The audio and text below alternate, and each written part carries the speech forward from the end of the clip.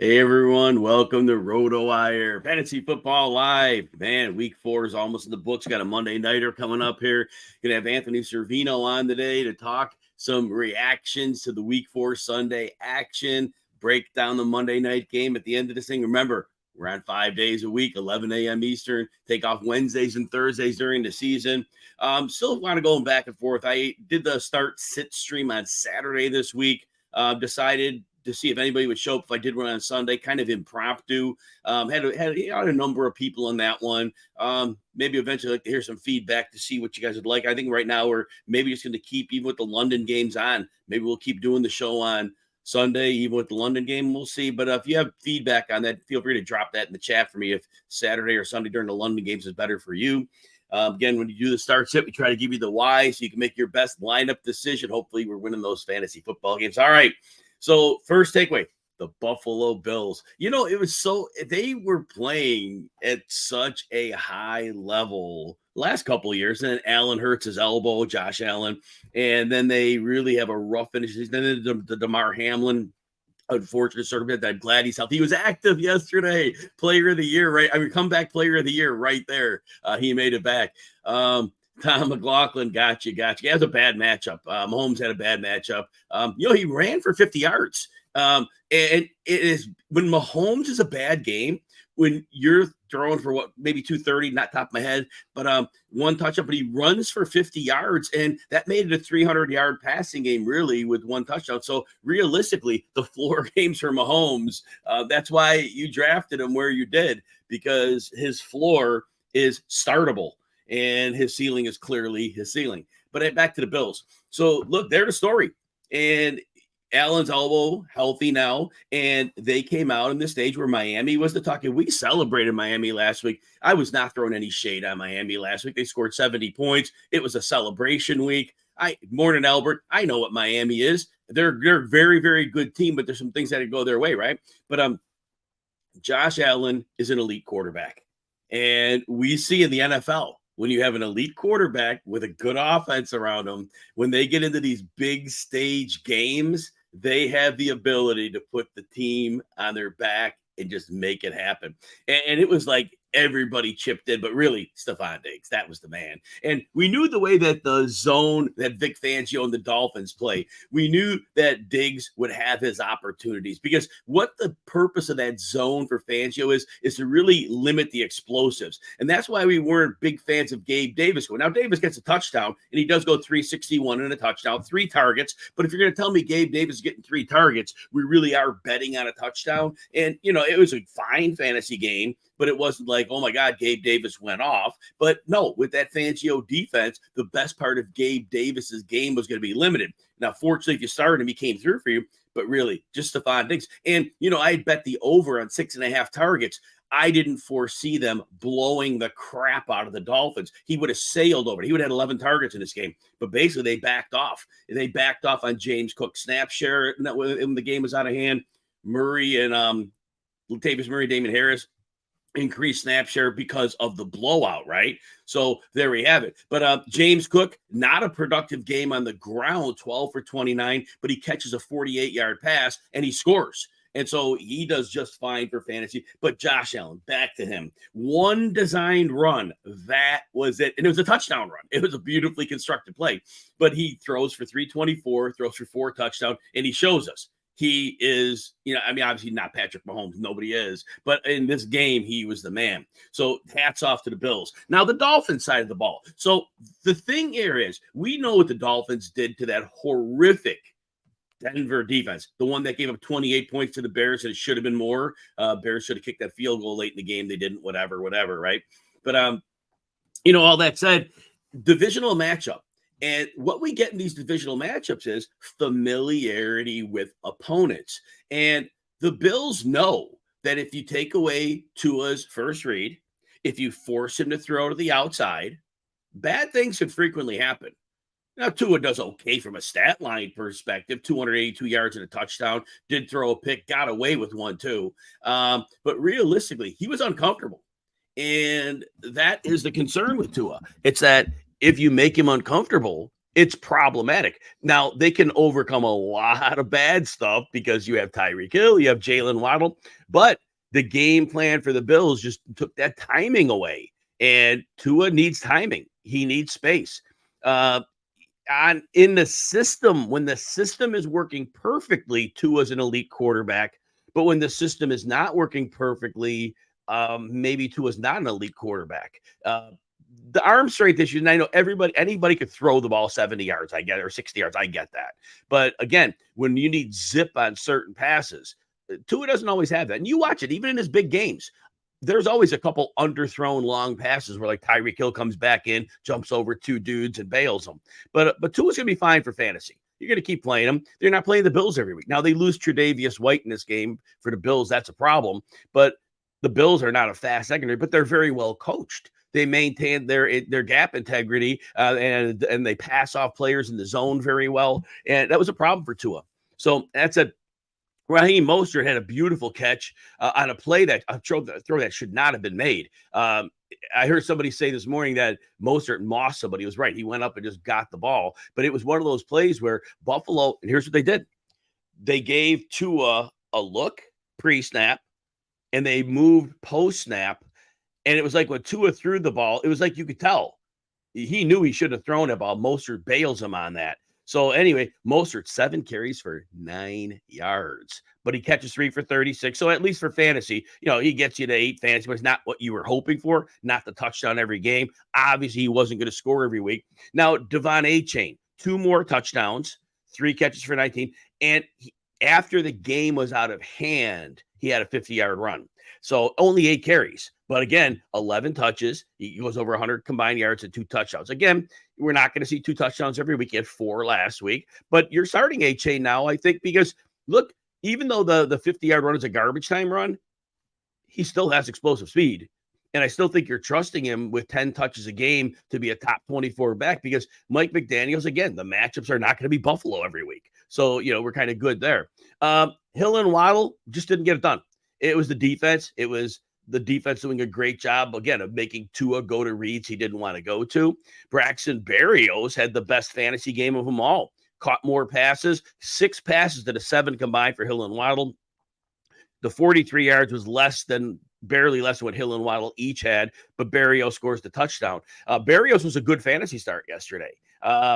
Not many people ask me about him. I should have mentioned that in the stream too, because River Craycraft was out on the IR. And so Berrios saw a few extra snaps, and they need the third receiver in the offense. It's something they do. Durham Smythe gets a few catches too. But otherwise, Miami will be fine when they play, defenses that aren't Buffalo and then non-divisional opponents. They'll be fine. But be careful when we have matchups like that. And there won't be many of them. There won't be many at all. Be careful when they play the Jets. When they play the Jets, again, familiar opponent, they might be able to do some things that Buffalo did, and they might be a little bit faster too. All right, so there's that. Hey, if you're enjoying the show, please consider hitting the like and subscribe button if you're on RotoWire YouTube. Oh, and also if you're on Twitter or the X, please consider giving me a follow at Jim Coventry NFL. I do post threads most week. Prop bet threads if you're into that. We've been over 500 every week. We had a 61%, I think, rate on the season, so we're doing okay there. A couple bad beats, but we're still winning, and that's it. Each week we're winning, so that's all that really matters. Brooks, your opponent had Allen and McCaffrey. Needless to say, I have to, no doubt. Caught the short straw there. Eric, trade Puka for Chase. You have Keenan Allen, CD, and Cooper Kupp. If you could get Jamar Chase, because, look, Burrow's not right, and I'll talk about him later, but at least they're getting the ball in Chase's hands, and I don't see that changing. And you would think Cooper Kupp's going to eat somewhat into Puka's touches. I mean, Puka can't be the alpha in their offense, right? I just don't see that. He's very good. And I did notice he was running some routes that weren't really Cooper Kupp type routes, and that's good. But Cooper Kupp's going to get his 10 targets a game, and they got to go somewhere, right? Atwell's going to take the biggest hit, I think. I think Puka's still going to be good, though. What I see now and how they're, scheme him open, he's still going to be fine. But if you can get Jamar Chase for him, I think you do that because it's a buy low on Chase. And at some point, you hope Burrow's calf gets a little better. And to see he's had 2 good games with Burrow struggling, I think there's that, right? All right. And especially if you have Kupp, I don't think you want Cooper Kupp and Puka Nacua, because look, Matthew Stafford's going to hit a slump at some point. He's been a very streaky quarterback over the course of his career, right? And right now he's been running hot. Matthew Stafford doesn't run a whole season hot. We don't see that, and I don't think this is the year that happens. Chad, Zach Wilson, top 15 quarter, rest of the schedule. There we go. Yeah. Hey, he got it done yesterday. You know what? I always say this, and I don't know if this is the case, but I know when teams play an opponent they think is inferior, I talk about it all the time, the subliminal switch. You could talk all week. They're dangerous. The back of your mind, you're like, we're playing a team without a quarterback, and you don't show up. And honestly, I don't think the Chiefs showed up yesterday. The Chiefs did not look like that flying around the field defense that they are. So yeah, it was a little bit weird with that, but that's the NFL, human nature. All right, Houston Texans are next. Again, Anthony Servino will be coming in soon. Looking forward to having Anthony join us today. So the Texans, look, what do you say now? I told you yesterday on the Stroud, I go, I love CJ Stroud. I just thought Pittsburgh with 4 offensive line missing for the Texans. I thought Pittsburgh with their great pressure rate with TJ Watt, Alex Highsmith, and company, I thought that they would really make Stroud struggle. Nope, didn't happen. Stroud doesn't need an offensive line. We have established that. At some point, he's going to get his line back, and I can't wait to see what he's like when he actually has a functional offensive line with like 2 real starting tackles and some interior play. But he goes for over 300 yards and a couple touchdowns against the Steelers. So, look, I mean, if you have an elite quarterback, obviously you're starting them every week. But if you're outside of Joe Burrow or CJ Stroud right now, until Burrow's calf is better, it's probably CJ Stroud. And I don't know that it's particularly close. Burrow can't drive his throws at all. And that's going to be interesting, right? So CJ Stroud is wheels up. And it's really hard to give him an exact ranking, but I don't, it's hard to put him in the top 10, but why do I not put him in the top 10 right now? Right now, he's playing as a top 10 quarterback. He has weapons. And they weren't even trailing yesterday. It was garbage time. They blew out the Steelers 30-6, and he throws for 300. So CJ Stroud right now, the top 5 quarterbacks, they're safe. But I think CJ Stroud, you could make a matchup-based case against anybody outside the top 5 week in, week out to make a decision of who's starting for you. But he's definitely made that already. Last 3 games, averaging 2 touchdowns over 300 yards, and the opponents haven't all been cupcakes either. Dameon Pierce got it going, which was nice. Again, he's been running without a line, and we didn't like him in yesterday.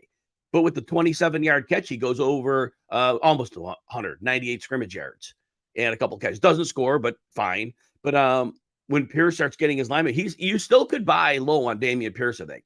Because with that passing game, defenses can't come in and say, oh, we'll just take away the running game. They can't beat us. Well, CJ Stroud obviously can.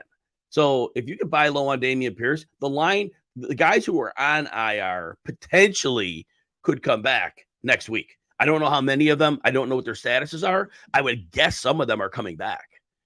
And Tunsil's missed a couple games, but they didn't put him on IR, so it doesn't sound like that's serious there. So I would buy low if I could. And then Tank Dell had him and Robert Woods, really, they didn't have the great game. It was Nico Collins. We talked about him also. He is a proper alpha. Bobby Slowick, the offensive coordinator, has him schemed into those routes, 49er style, where slanted into space, quickly getting open, and he's just making it work. He had the down week last week, but we didn't worry. We see it all the time. The great receivers have bad weeks. They have down weeks. It just happens. Game flow, situation, quarterback goes elsewhere.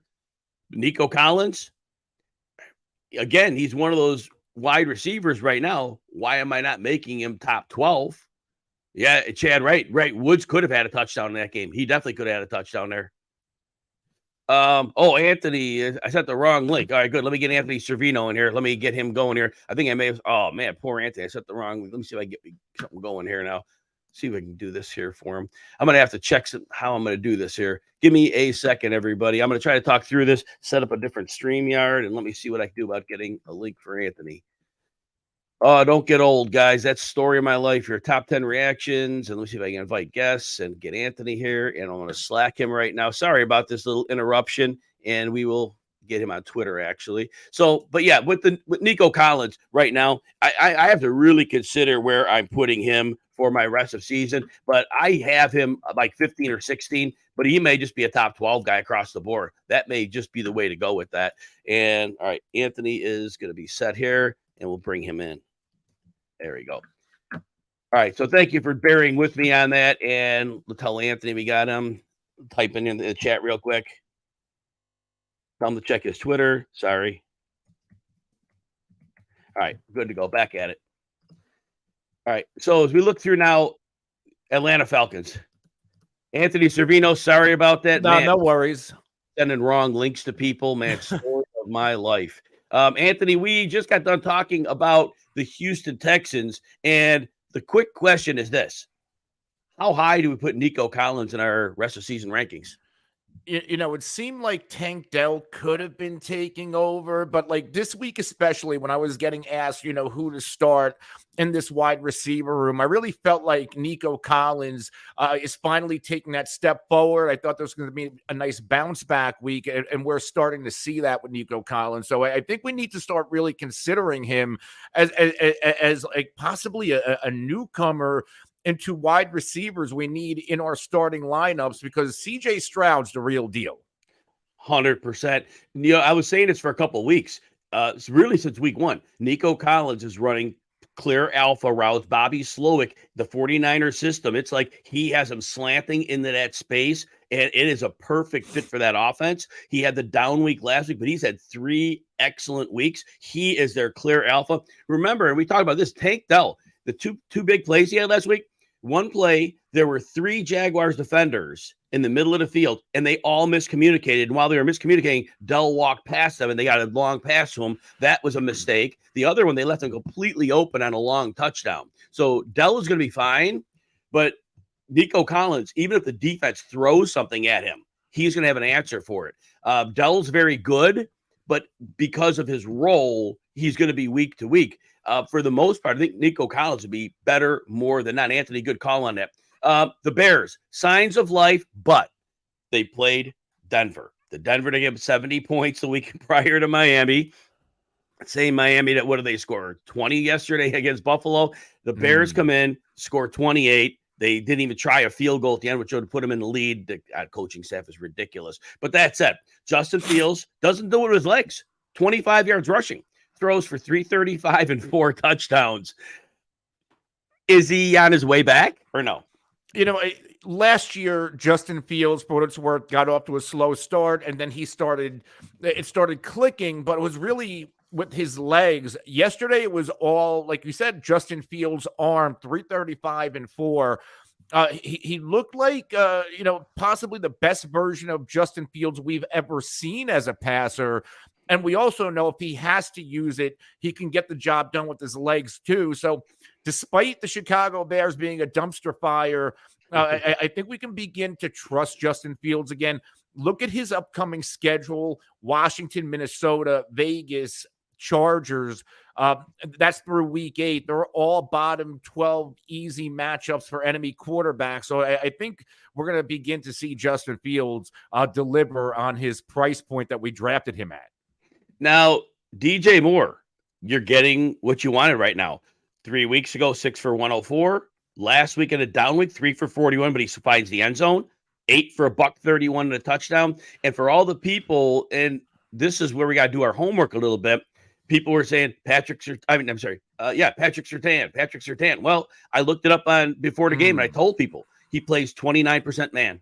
That means he's in zone most of the time. That means that if you're moving your receiver, he's not leaving his zone.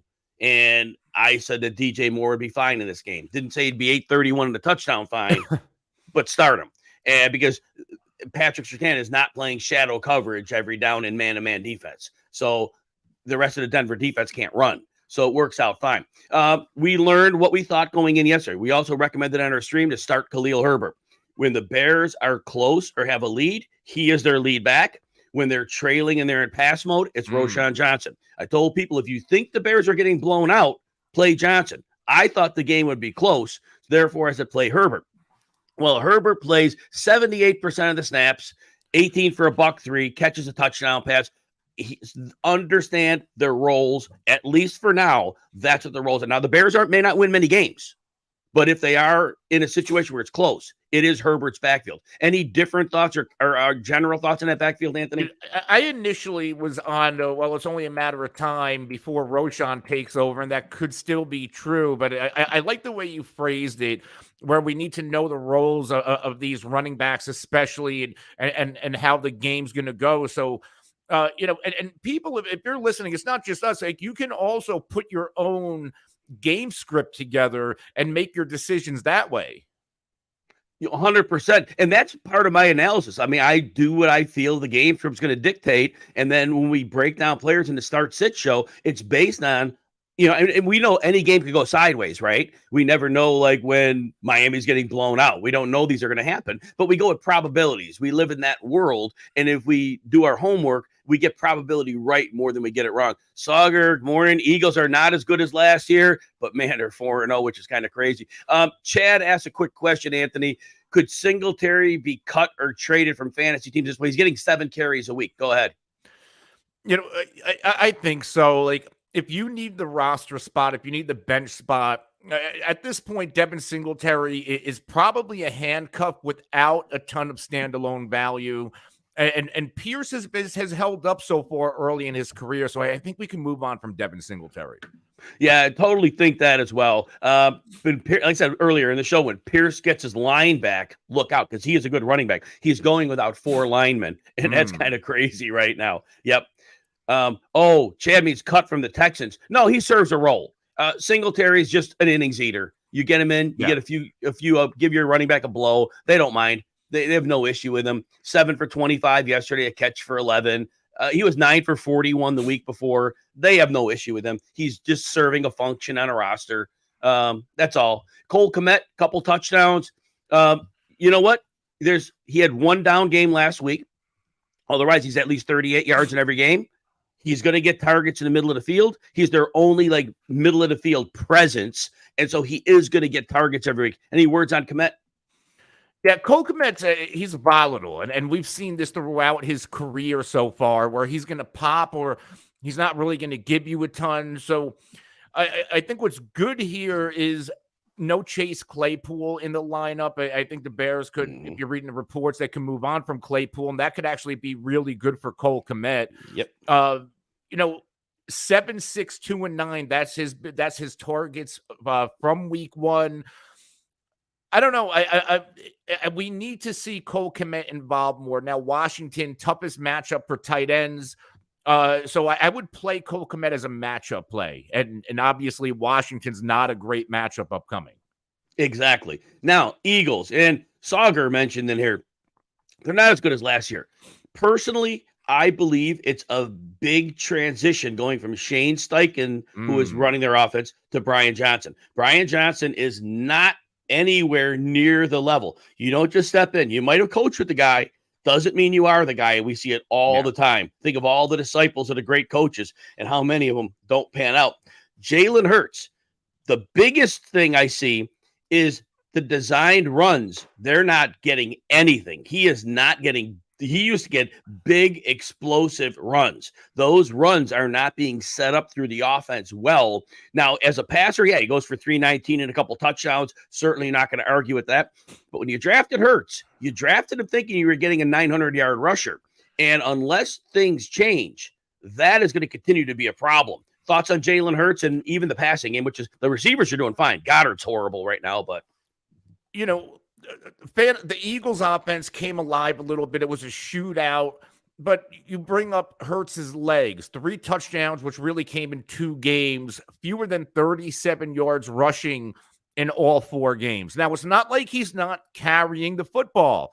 He's had at least 9 rushes in all of these games. So maybe the defense is trying to focus on taking Jalen Hurts out, and so far, so good. It's working. Absolutely. And Brian Johnson, here's the thing with the offensive coordinators. Defenses make adjustments on what they saw last year.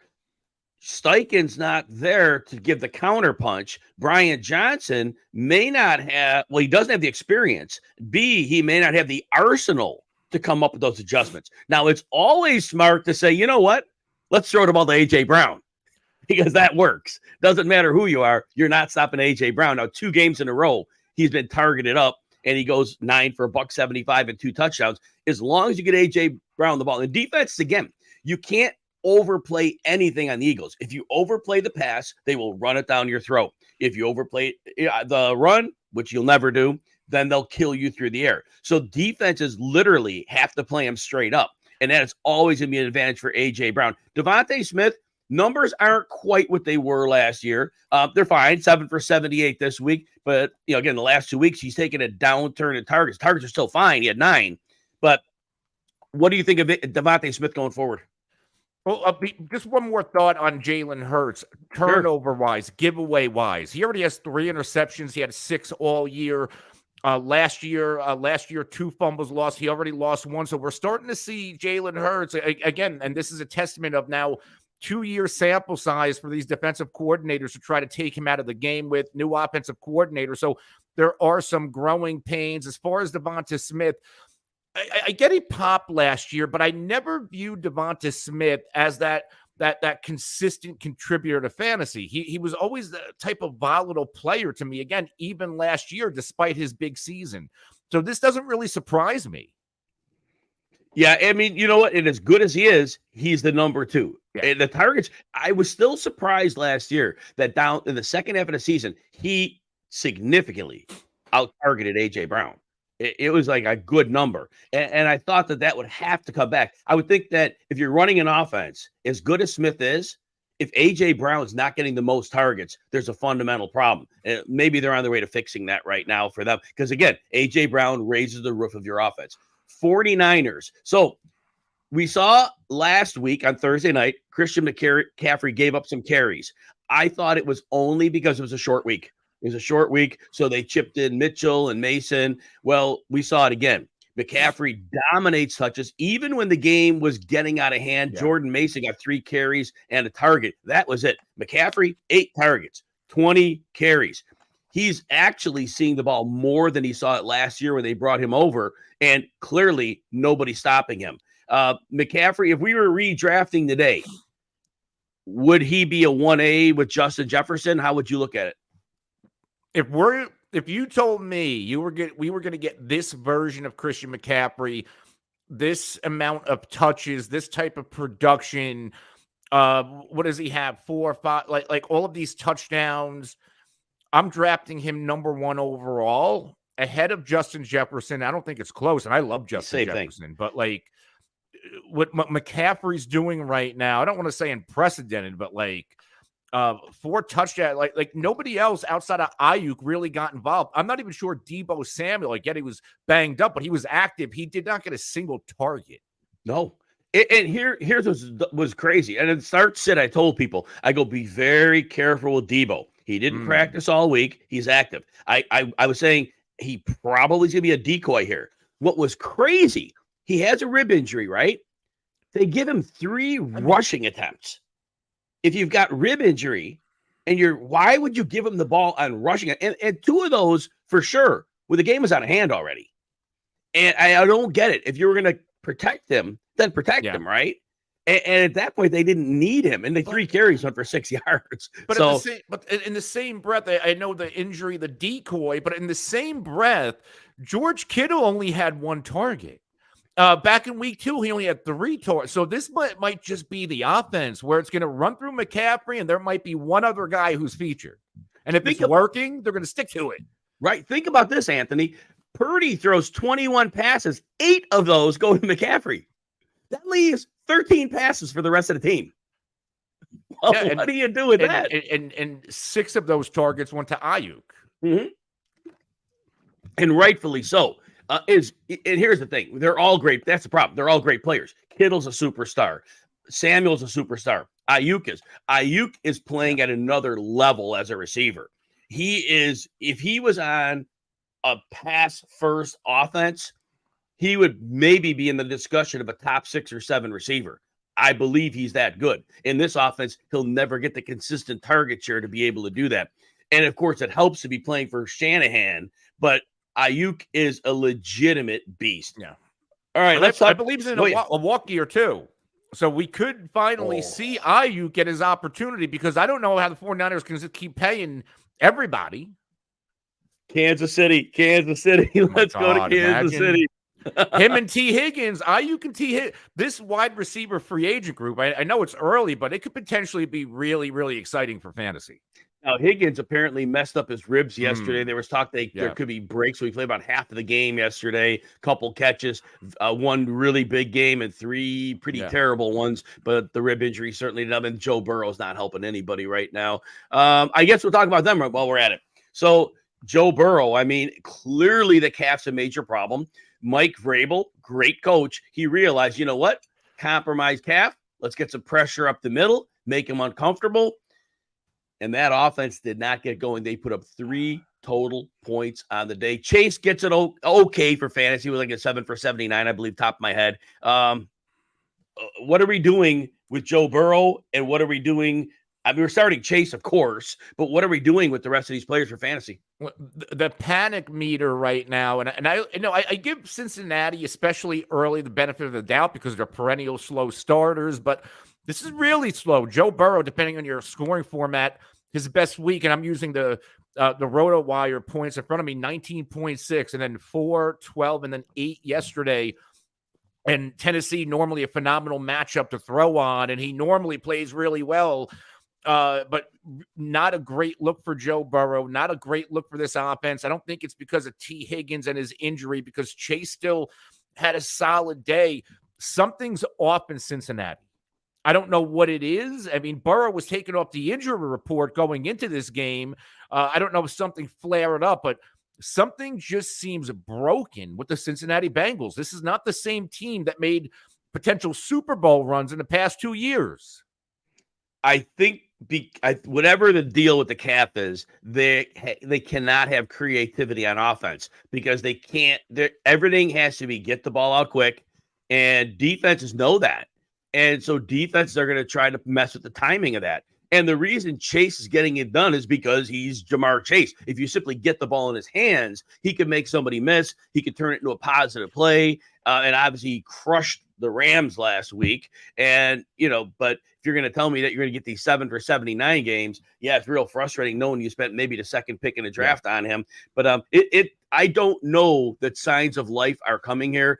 It may be a number of weeks. I don't know that Burrow is particularly close to being able to drive off that calf and move around and be who he is. So it's going to be a bit of a while. And I don't even want to say it's a buy low moment on these players, because if they're not doing well for 3 more weeks, good luck, right? Yeah, and it's not going to get easier traveling to the Cardinals. The Cardinals are a better football team than their record, especially defensively. I know it didn't show yesterday against the 49ers, but it's the 49ers.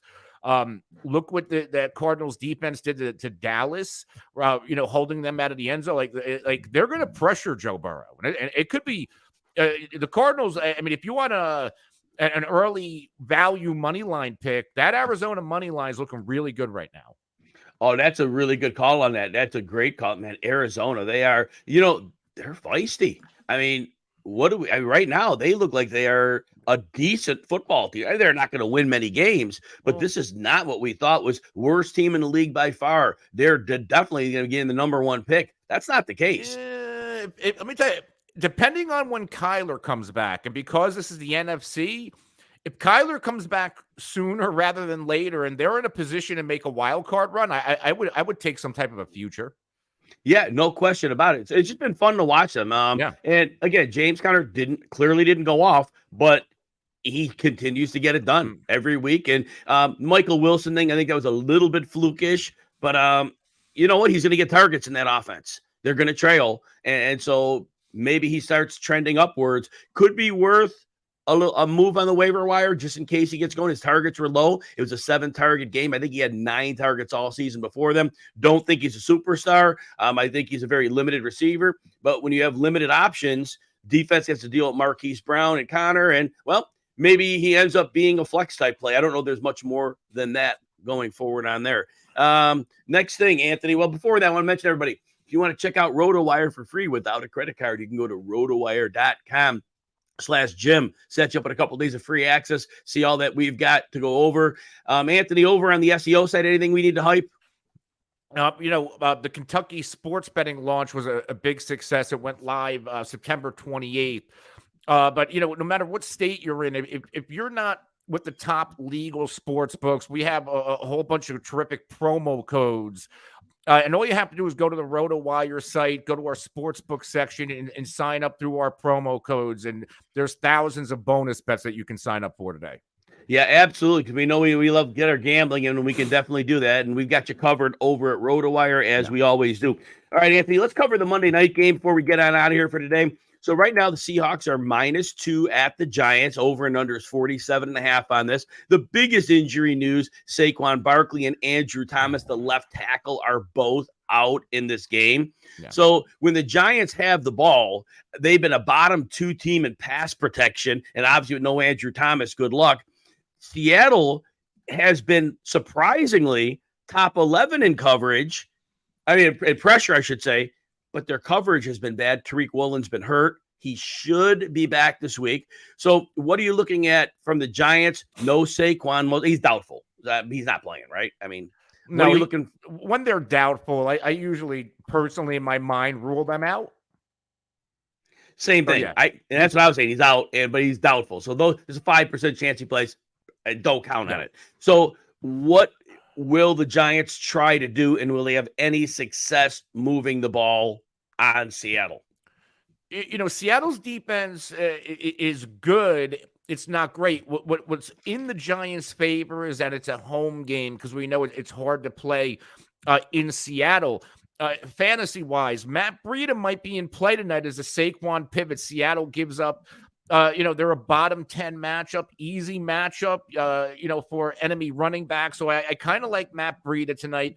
And if the Giants are going to have a chance, we need to see Darren Waller involved in the game plan, more so like he was involved against the Cardinals, where he had the 8 targets, 6 for 76. Now, had 7 targets last week against the 49ers, but that game was already blown out, and the 49ers took Waller out. But this could be, we need to see Waller. We need to get the ground game going. I know Saquon is out, but Daniel Jones needs that help. He needs to work off the ground game to really get going. So if we can see a solid outing out of Matt Breida, I think the Giants might have a shot here. Now, Anthony, I don't dispute that Seattle has been a really bad run defense, but Bobby Wagner might not be able to cover. But he actually has their run grade in PFF. They're top 8 this year. They normally are like a bottom 3. Bobby Wagner does make a difference there. So I get what you're saying on Breida. He's going to have to get to the outside for that to happen. Yeah. Because if they try running up the middle on this team, Jordan Brooks is back from the ACL from last year, but Wagner does create a tone in the middle. And so that's going to also make it where they're going to have to try to throw the ball. Tariq Woolen's back. Devon Witherspoon, the rookie, looks good. Jamal Adams is finally making his season debut here. Are the Giants going to have any type of success through the air? We haven't seen a lot of it yet. So, I again, for the Giants to win this football game, Brian Daboll needs to be creative and involve some of these playmakers like Waller. Get the ball into Paris Campbell's hands. Like last year was Hodgins. Where has he been? Where has Slayton been? So we need to see more from this New York Giants football team. No question about it. So how many points do they score in this game? Wow. So the total's 47.5, which is a little bit surprising. So Vegas thinks that this is going to be a little bit more of a high scoring game, but that could be all from Seattle with the way this offense is playing. But I think there's a realistic chance the Giants could get to 20, 21 points. And so that probably puts their team total around 23. I'm trying to do the math here on a 47.5. So it'd be like 20. Yeah, I'm trying. It should be. So check the over. If that number is over 21 for the Giants, there's a good chance you can bet the under on the team total. I love the team totals because those team totals, Anthony, they're predicated on the point spread. And sometimes that doesn't reflect how an individual team is going to look. And so you could get an edge on those because sometimes when those teams cover those games, they end up being lower scoring games. They don't reach, either team reaches the total, and then the upset happens that way. Now, Seahawks with the ball. The Giants look, the Giants are in trouble. Kayvon Thibodeau has not picked up where he left off last year. The pressure rate has not been good. They've been very middling. They can't cover at all on the back end. And Geno hasn't been a world beater here, but he does have DK Metcalf. He has Tyler Lockett, even Jackson Smith and Jigba, who they use a bit. They leverage their tight ends well. And the Seahawks, despite the tackles missing, they're getting it done on the ground. How do you see the Seahawks run game functioning here? I love Kenneth Walker in fantasy tonight. If you have him going and you're down, I would be super confident. I don't know what the odds are. I'd have to pull him up, but I love the Walker anytime touchdown score bet with the way running backs have played against New York. I might even sprinkle on Kenneth Walker to have 2 touchdowns. I'm all in on Ken Walker tonight. Now, will they pass a lot here, or will it be look, if the Giants are able to hang in this game, it's probably because it's low scoring. I just don't see Daniel Jones getting into a shootout and holding up. The probability tells me, like you said, they can run the ball with success here, and they should have a lot of success. I don't know if it's a high volume passing game, but how much damage could they do if Geno even throws 25 attempts here? If we get Geno Smith up last year at times, because he was a really efficient quarterback, he doesn't have to throw a ton to give you 23 points in fantasy football, especially when you have that trio of wide receivers. Even Noah Fant is quietly involved in this offense. So I think we can get a solid game out of Geno Smith as well. I want to take a quick look at a couple of Seattle numbers here. And DK Metcalf is running a little bit hot right now. He had 6 for $112 on 8 targets in the last game, 6 for 75 on 6 targets, and then back in week 1, 3 for 47 on 5. So his targets have gone up a little, but he's getting you yardage on minimal targets. To me, and look, we love Tyler Lockett, but to me, DK Metcalf has a beautiful matchup. There is nobody on the Giants who can deal with him. And I do believe this is a game where he should get you in the neighborhood of 70 yards. Even if it's 6 targets, he should get you there. So I think it's a decent bet to think DK goes over. But I'm with Anthony. I think Ken Walker is the engine to the offense. We've actually seen Charbonnet's snap share go up, but he hasn't been nearly the factor that Walker has been. So really, it's like Walker and Metcalf. And so who wins this game, Anthony? And what do you want to think as a score on this one? No, I'm going to go with the Seattle Seahawks, and of course it's in New York, so they're only favored by 1.5 points. But I think Seattle's a superior football team here. Seattle won in Seattle last year, 27-13. They've covered the spread in what looks like 5 out of the past 6 meetings. So I'm going to take Seattle outright. I think Seattle can put together like a 24-21, a 24-20 type of game, and also cover the spread. So I'm with you on this, and I have this, and you have the under with that. I have it even a little lower. I can see this like 23-13, 23-16. I just don't think the Giants have it going on in offense. And no Saquon, I realistically, Seattle could just dump some coverage. They could just dump some coverage and say, beat us, Daniel Jones. And I just don't know that that's going to happen without having the threat of Barkley. And Seattle's not a world beater on defense. But I just think and Andrew Thomas being out, that is huge for them. Yeah. I just don't know how they get anything going. So like you, I love the under in this game. 47.5 is a high number on this one. And I do think the Seahawks get it done here. If you want to be real safe, if you want to take easy money here, you do the 2-team teaser. So Seattle, and then it gives you 6 points. So the Seattle's +4, and then you bet the under, which would go all the way to 53.5. To me, there's no sure things. There's never a sure thing in football ever. But this would be in the 75% probability field. Yeah. What about that, Anthony? No, I like that play a lot. I'm going to bet it as soon as the show is over. I'm going to, you know what? One of those sites that I haven't used, I'm going to go to RotoWire. I'm going to get one of those codes. I'm going to get a little deposit match going on here and get rolling. Anthony, tell everybody where they can find you and your work. You can find all my work during the day. I'm in the back end at RotoWire. I'll make appearances on shows. Once in a while, I'll write some articles. So a little bit of everything here at RotoWire, the Gambling Group, and of course, Face Off Sports Network. I'm on around 5 times a week in season at the FF Face Off. Yeah, and that is a show you don't want to miss. I had the fortune of working with Anthony for a good chunk of a year, and we were doing shows together every Wednesday, and it was something I always cherished. And Anthony continues to do just amazing work. So make sure you're following him at The Real NFL Guru, and make sure you're watching the FF Face-Off. You don't want to miss that. Anthony, any final words? No, like I said, I take Jim's bet, and I also would take the Kenneth Walker anytime touchdown score bet tonight. Yeah, that one's very important. And the over, I believe DraftKings has a boost where you can boost any bet tonight. His odds are right around -120, so I would use the boost there. I love that. Plus odds. Great finalists. Anthony's with us every Monday, so you don't want to miss that. For Anthony Servino, I'm Jim Coventry. Everybody have an amazing and profitable day.